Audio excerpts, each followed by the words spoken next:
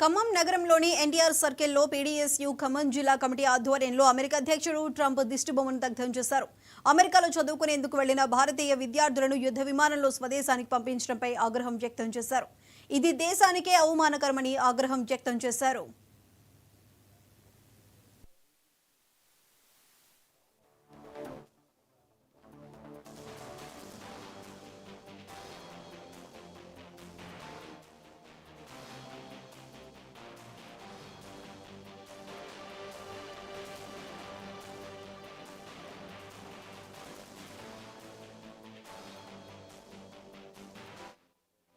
ఈరోజు అమెరికాలో ఉద్యోగ రీత్యా కావచ్చు, ఉన్నత చదువుల రీత్యా కావచ్చు, వారు బంగారు భవిష్యత్తు కోసం అమెరికా లాంటి అగ్రరాజ్యాలు ఉన్నటువంటి భారతీయులను రెండోసారి అధికారంలోకి వచ్చిన ట్రంప్ అవమానించిన పరిస్థితి ఈరోజు కనిపిస్తూ ఉంది.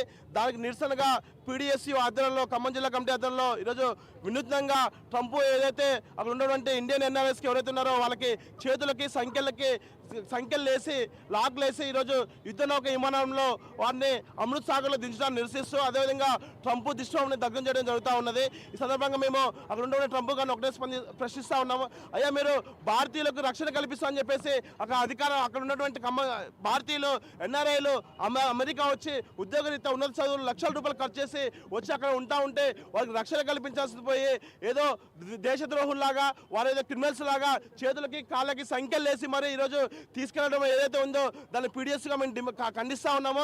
ఇప్పటివరకు కూడా దేశ ప్రధానమైనటువంటి హిందువులకు రక్షణ కల్పించే భారతదేశం మాదని చెప్పేసి అంటూ ఉన్నారు. మరి అటువంటి హిందువులకి అమెరికాలో అవమానం జరిగింది.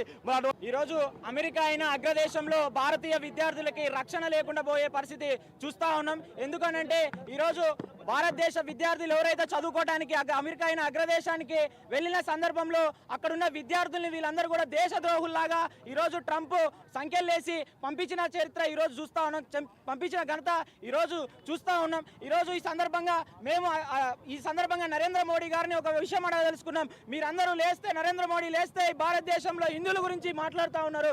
ఇదే హిందూ విద్యార్థులు ఈరోజు అమెరికాలో చదువుకోవడానికి వెళ్తే వాళ్ళని ఏదో దేశద్రోహుల్లాగా ఆడున్న ప్రధాని ట్రంప్ ఈరోజు విద్యార్థులకి సంఖ్యలేసి ఈరోజు యుద్ధ విమానంలో ఈ దేశాన్ని అవమానపరిచే రకంగా ఈరోజు పంపించడాన్ని మేము తీవ్రంగా ఖండిస్తా ఉన్నాం. నిజమైన హిందువుల కోసం మాట్లాడుతున్న నరేంద్ర మోడీ గారు ఇంత అవమానం జరిగినాక ఈ భారతదేశానికి మీరు మిత్రువాదంతో ఇంకా అమెరికాతో